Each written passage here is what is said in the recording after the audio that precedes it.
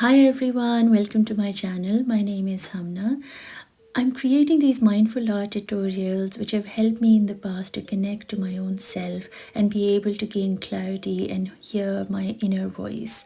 I use these little exercises that you can do either daily or whenever it is that you feel like doing to kick in your creative juices and also allow you to become more present. And today's exercise is all about following the lines. For this one, you will need any size of paper that you can spare, really. Use a tip that has a use a pen that has a thin tip, and all you have to do is follow the lines as the exercise says itself. So when you do this, you are working with something that is already existing. What this does is makes you see the shapes, the lines, the following. Don't worry too much about like going straight or going horizontal or anything. It's just literally trying to follow something that already exists. And why this is important is because what of course it does is brings you into the present. It gives your hand a very nice movement which connects to the paper, and your eyes that connect to the line itself. So what you're doing is you're subconsciously, you don't even realize, but in your subconscious mind, you're connecting your hand movement with your eyes. And so you are aligning your body with your mind.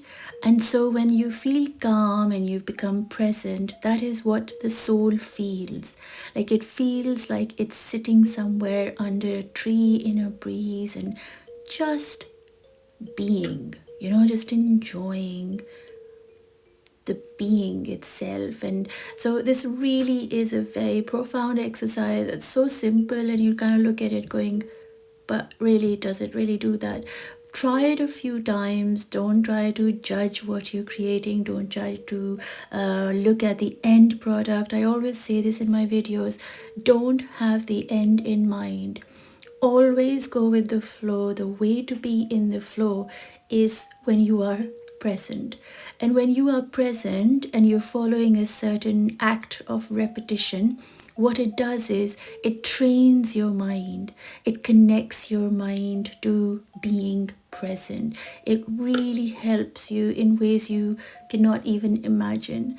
I've been practicing these little exercises every now and then. I've come up with them myself and seen people do it, but what it does to me is it truly has become my visual vocabulary.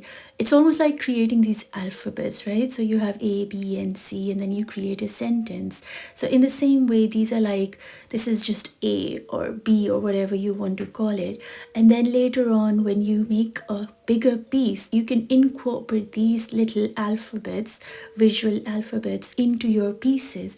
And you don't even realize they actually go and get stored in your memory. Like they go and get stored in your visual memory, and it expands. So the more times you do this, the more you become friends with the idea of using these alphabets into the storytelling of your artwork, or using them for just helping you become more mindful, be more present.